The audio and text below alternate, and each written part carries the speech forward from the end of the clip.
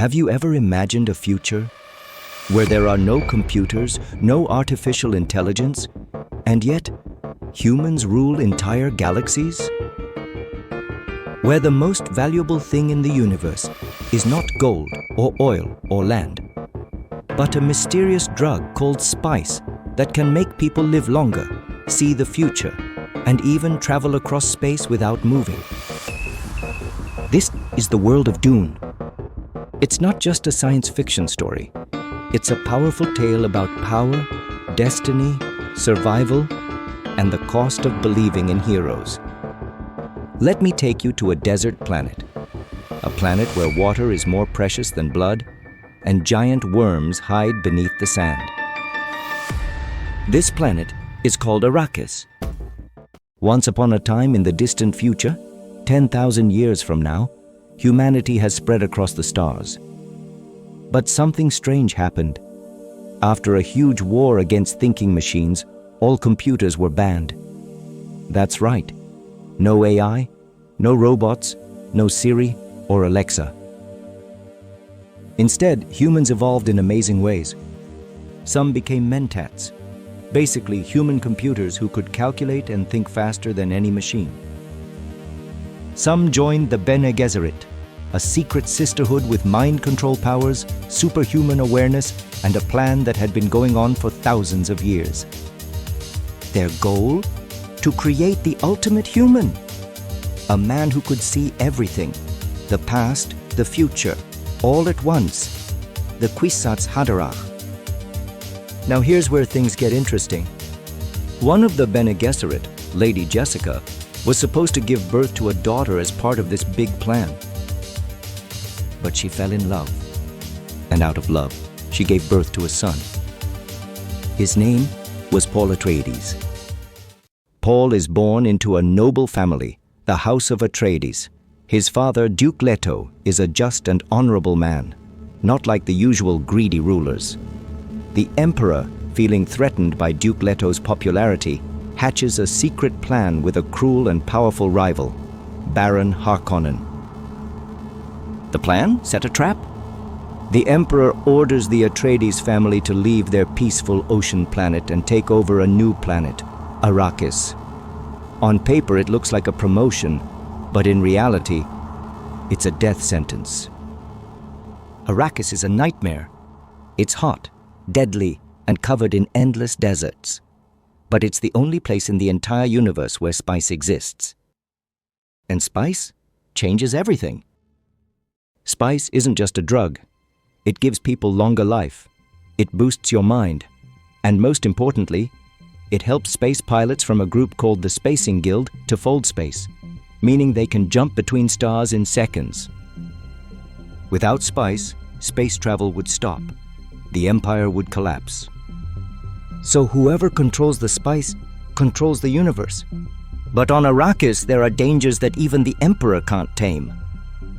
Massive, mountain-sized sandworms roam the desert, drawn by any rhythm, even footsteps. They swallow machines, people, entire cities. Imagine a creature the size of a skyscraper. That's what we're talking about. But even more powerful than the worms are the people who live with them. They're called the Fremen, desert warriors, masters of survival. Everyone thinks they're just scattered tribes. But in secret, they are organized, powerful, and waiting for a prophecy to come true. A prophecy that a Messiah will come, a man from the stars, a man who will lead them to paradise. Paul has no idea yet that they might be talking about him. Soon after arriving on Arrakis, the Atreides family is attacked, betrayed from the inside. The evil Baron Harkonnen strikes, with help from the Emperor's deadly soldiers, the Sardaukar. Paul's father is killed. The Atreides army is destroyed. And Paul, along with his mother Jessica, runs into the desert. No food, no shelter, no help. Just the endless sand and death waiting beneath it. But in that desert, Paul begins to change. He starts seeing visions of the future, of war, of fire, of a golden path where he becomes something more than human. He and his mother are found by the Fremen. At first, they're tested, but then they're accepted. And here, in the heart of the desert, Paul is reborn. He learns to fight, to lead, to survive. He drinks the water of life, a deadly ritual meant only for the Bene Gesserit. No man has ever survived it. But Paul does. And when he opens his eyes again, he can see everything. Not just tomorrow, but years, centuries, futures not yet written. He becomes Muad'Dib, the Fremen name for a desert mouse, smart, fast, tough, a creature of the sands.